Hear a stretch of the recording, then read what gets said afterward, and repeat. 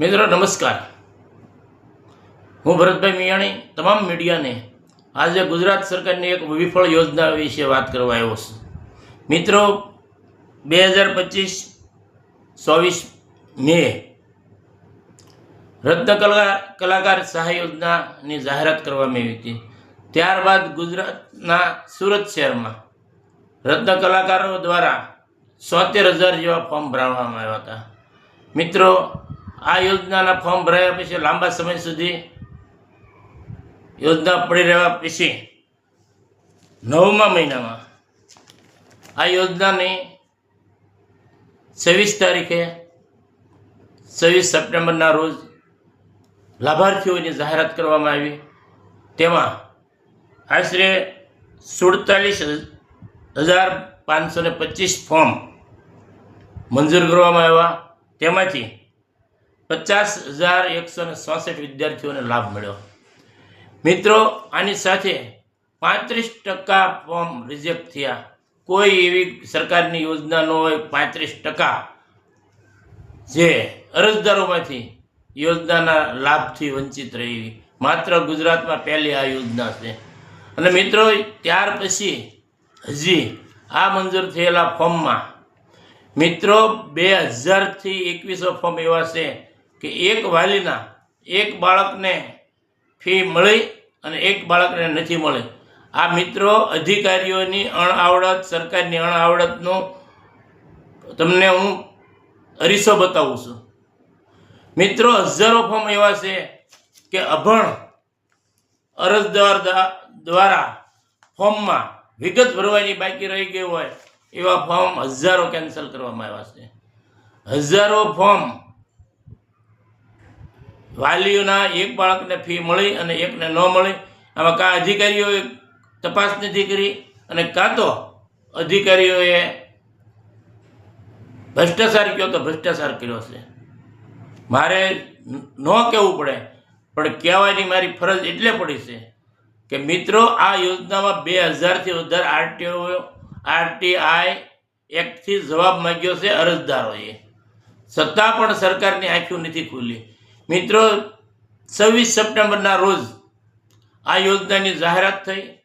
24,000થી 25,000 form reject થયા અને 28 તારીખે મેં ગુજરાત સરકાર પાસે માંગણી કરી હતી કે તમારી યોજનામાં કાંઈક ચૂક થાય છે, માનવતાની ભૂલ થાય છે, માટે માનવ ભૂલને ફરી સુધારવા માટે આ 24,000 ફોર્મ રિજેક્ટ થયા છે તેને ફરી તપાસ કરી અને ઘટતું માલપા ઉમેરી દસ્તાવેજ અને મંજૂર કરવામાં આવે. પરંતુ સરકાર ત્યારથી આજ સુધીમાં મેં અનેક વાર ગુજરાતના મુખ્યમંત્રીશ્રીને ફરિયાદ કરી, વિનંતી કરી, સુરત ઉદ્યોગ વિભાગમાં વિનંતી કરી, ડાયમંડ એસોસિએશનમાં વિનંતી કરી, છતાં પણ કોઈ અવાજ સાંભળવા નથી. છેલ્લા 15-20 દિવસથી હું ગુજરાતના ઓએસડી અધિકારીને રોજ ફોન કરીને હું મુખ્યમંત્રીને મુલાકાત માટે સમય માગું છું, પણ મુખ્યમંત્રી પાસે એક સામાન્ય લોકોના કામ માટે નીકળેલા એક યુવાન માટે સમય આપવા માટે સમય નથી. હું મારી પોતાના લાભ માટે મુખ્યમંત્રી પાસે સમય નથી માગતો, પરંતુ 25,000 ફોર્મ જે સુરતના ખરેખર જેને સહાયની જરૂર હતી એવા વાલીઓ વંચિત રહી ગયા છે. અને વંચિત રહેવાનું કારણ મુખ્ય એની અસાક્ષાત્કારના હિસાબે. કોઈ પણ એવું નથી કે આ યોજનાથી જે લાભ ન મળવા પાત્ર હોય અને ફોર્મ ભર્યા હોય, કારણ કે તમામ બેરોજગારોએ ફોર્મ ભર્યા હતા.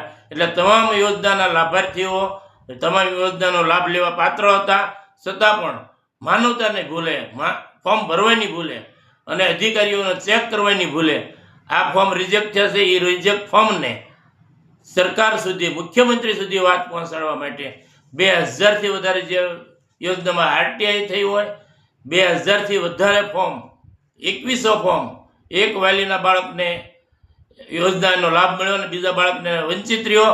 આવી યોજનામાં આવી ગડબડ ધારામાં જો મુખ્યમંત્રી સાંભળવાનું ન હોય તો કઈ વાત સાંભળવા મુખ્યમંત્રી બેઠા છે? મારે તમામ મિત્રોને વિનંતી છે કે મેં જે આ પડદાફાશ કર્યો છે, જે યોજનાના 2100 બાળકોને જે લાભ નથી મળ્યો, તે હજારો બાળકો ફોર્મના કોલમમાં ભરવાની ખામીથી કેન્સલ થયા છે, તે 2000થી વધારે વાલીઓ આરટીઆઈ કરીને જવાબ માંગ્યો. એની માટે હું મુખ્યમંત્રીને મળવા માટે સમય માંગતો હતો.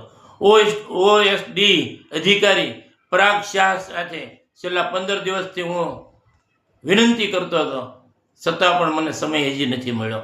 પણ મિત્રો, આની જગ્યાએ કોઈ રાજકીય મોટી પાર્ટી છે તો એને તરત સમય મળશે. કોઈ મોટો ઉદ્યોગપતિ છે એની યોજના માટે કામ મુખ્યમંત્રી તરત મળવા માટે છે. પરંતુ આ બેરોજગાર માણસોને સહાય મળે અને એની યોજનાની હકીકત વાત મુખ્યમંત્રી સુધી પહોંચાડવા માટે એક જાગૃત નાગરિકને સમય આપવામાં નથી આવતો.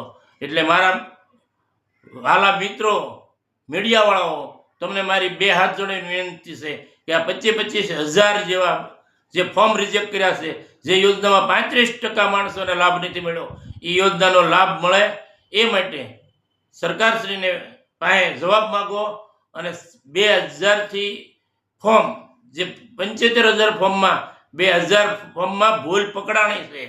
મારી સાથે આરટીઆઈથી મેં જવાબ માગ્યો છે અને 2100 ફોર્મ એવા છે કે અધિકારીઓની ભૂલ પકડાણી છે, છતાં એ ભૂલ બતાવવા દેવા માટે મુખ્યમંત્રી પાસે જવા દેવા પરાગભાઈ શાહ મને સમય નથી આપતા. તો મિત્રો, તમે મુખ્યમંત્રીને પૂછો કે આ 2100 ફોર્મની ભૂલ કઈ રીતે છે, આમાં ગેરરીતે કઈ રીતે થઈ છે, ફોર્મ રિજેક્ટ કેમ કર્યા છે, તમે આરટીઆઈથી જવાબ આપ્યો એને શું આપ્યો છે? મારા વાલા મિત્રો, આ ખરેખર જે યુવાનો, જે બેરોજગારો, જે સક્ષમ સાક્ષાત્કાર હોય એવા પાસે ફોર્મ ભરાવી નથી શક્યા, એ ભૂલ છે. એટલા માટે એમના ફોર્મ રિજેક્ટ થયા છે. એટલે આ વાત મુખ્યમંત્રી પાસે તમામ મીડિયાવાળાઓ પહોંચાડો એ મારી નમ્ર અપીલ છે. અને ડાયમંડ એસોસિએશનને, રત્ન કલાકાર સંઘને મારી નમ્ર અપીલ છે કે તમે મુખ્યમંત્રીને વારંવાર ફરિયાદ કરો. મેં 28 માર્ચથી અત્યાર સુધીમાં અનેકો વાર ફરિયાદ કરી છે અને આ એના પુરાવા છે. આટલી ફરિયાદો છે અમારી, આ બધા પુરાવા સાથેની ફરિયાદો આરટીઆઈ કરીને જવાબ માંગ્યો છે. 2100 જેવી ભૂલો અધિકારીઓને પકડાઈને છતાં પણ કોઈ જવાબ દેવા તૈયાર નથી.